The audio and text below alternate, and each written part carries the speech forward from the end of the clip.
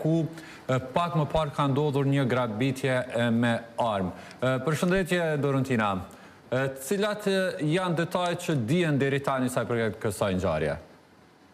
Atëherë policia e Kosovës deri më tash ka konfirmuar se një person është plagosur këtu në lagjen Vetenik të Prishtinës, derisa dyshohet se ka ndodhur një grabitje armatosur ku një furgon i cili po barte para dhe po sjellte këtu në qendër tregtare, është sulmuar dhe sipas informacioneve që kemi arritur të marrim nga dëshmitarët është se njëri nga punëtorët e këtij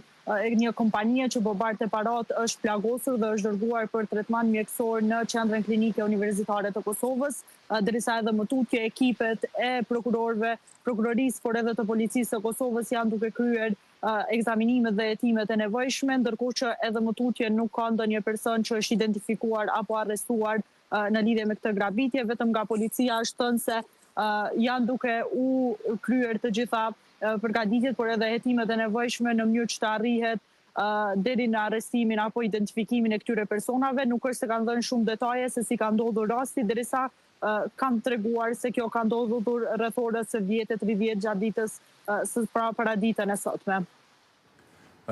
Dorentin, faleminderit shumë për këto detaje dhe këtë lidhje të drejtë për drejtë. Ishim në lidhje të drejtë për drejtë me